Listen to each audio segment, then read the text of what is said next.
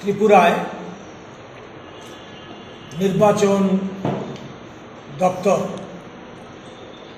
পঞ্চায়েত নির্বাচনের নির্ঘণ্ট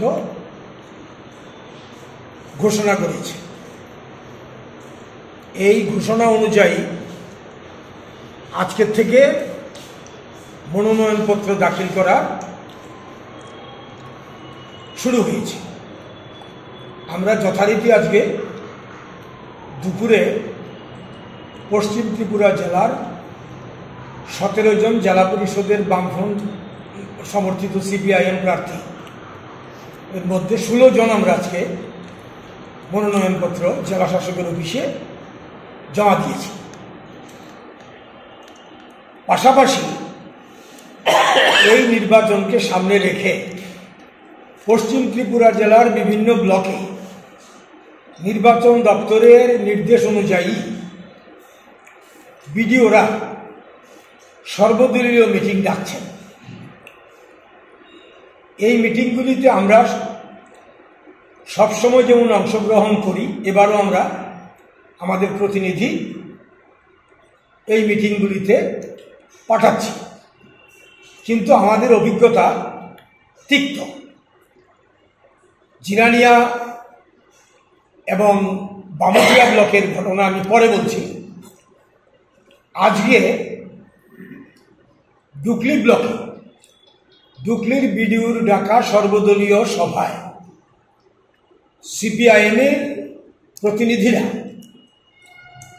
আক্রান্ত হয়েছেন, তাদেরকে অ্যাসল্ট করা হয়েছে, নানাভাবে হেনস্থা করা হয়েছে। এই ঘটনা ঘটেছে বিডিওর সামনে, বিডিওর রুমের মধ্যে। এটা অপ্রত্যাশিত, দুঃখজনক, আপত্তিকর এবং এটা নিন্দনীয়।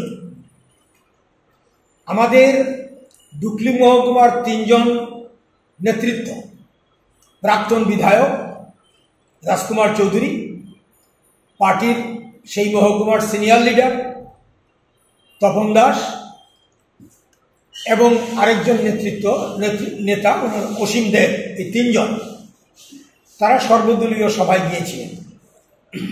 গতকাল বিডিও আজকের সভা সম্পর্কে বিশদে আলোচনা করে সিদ্ধান্ত নিয়ে রেখেছিলেন যে সভাতে সর্বোচ্চ 3 জন প্রতিনিধি অংশ নিতে পারবে রাজনৈতিক দলে। তো সেখানে সিপিআইএমের প্রতিনিধিরা গেছেন এবং কংগ্রেসের প্রতিনিধিরাও গেছেন। দেখা গেল বিডিও অফিসে প্রায় 150 মোটরসাইকেল নিয়ে বিজেপির মণ্ডলের নেতাদের পরিচালনায় বলা যায় বিডিও অফিসটাকে প্রায় দখল করে রেখেছে। এবং যেই ঘরে সর্বদলীয় মিটিং, সেই ঘরে কমপক্ষে 80 থেকে 85 জন ঢুকেছে। যেখানে 2 থেকে 3 জন যাওয়ার কথা, বিজেপি শাসক দল তাদের লোকেরা 80 থেকে 85 জন বিডিওর ডাকা সর্বদলীয় সভার যে ঘর, তার মধ্যে ঢুকে পড়েছে। ঢুকেই তারা সেখানে বক্তৃতা করেছে। মণ্ডলের নেতা হই হল্লোড়, হাততালি, স্লোগান এসব শুরু করেছে। মিটিংয়ের কোনো পরিস্থিতি নেই। আমাদের প্রতিনিধিরা 2-4টি কথা বলার চেষ্টা করেছেন, কিন্তু এগুলো অগ্রাহ্য হয়েছে। গতকাল কথা ছিল এই মিটিংয়ের মধ্যে, আজকের মিটিংয়ের মধ্যে ঠিক হবে নমিনেশন সাবমিট করার দিন। কে কোন দিন সাবমিট করবে জন্য বরাদ্দ থাকবে এক একটা পলিটিক্যাল কম্বিনেশনের জন্য বা পার্টির জন্য। এটা মোটামুটি গতকাল বিজেপির যারা গেছিল ডুকলি ব্লকে তারা একমত হয়ে এসছে।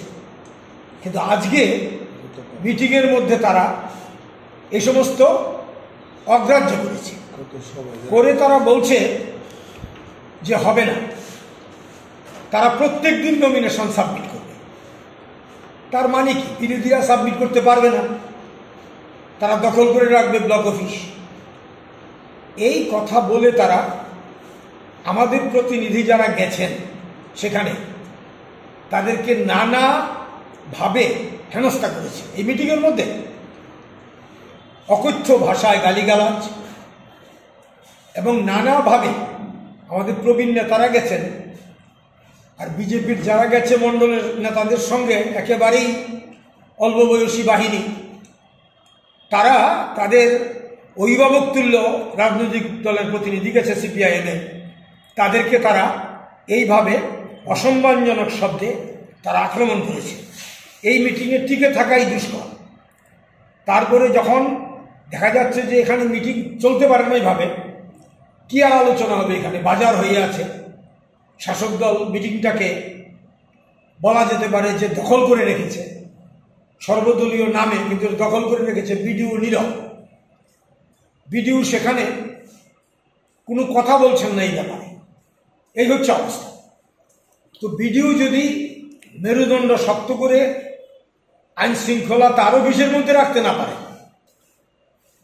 তাহলে ভোট হবে কি করে? যাই হোক, আমাদের প্রতিনিধিরা উপায়ান্তর না দেখে তারা সেখান থেকে বেরিয়ে এসছে। বেরিয়ে এসে তারা সিঁড়ি দিয়ে যখন নেমে আসছেন তখন তাদেরকে আবার অকথ্য ভাষায় গালিগালাজ, এবং যখন নিচের দিকে নেমে আসছেন সিঁড়ি দিয়ে তখন তাদের উপরে বিডিও অফিস থেকে দেওয়া মিষ্টির প্যাকেট থেকে মিষ্টি খুলে সিঙ্গারা ইত্যাদি মিষ্টি তাদের গায়ে ছুঁড়ে মেরেছে। বিজেপির মণ্ডলের নেতৃত্বে, নেতাদের নেতৃত্বে যারা গেছে দুর্বৃত্তরা, তখন তারা কোনো রকমে বলা যেতে পারে যে নিজেদের রক্ষা করাই দুষ্কর। আমাদের নেতৃত্ব কোনো রকমে তারা নেমে এসে তারা চলে এসছে। তারপরে এই বাহিনী আমাদের ডুকলি মহকুমা অফিসে আক্রমণ করেছে।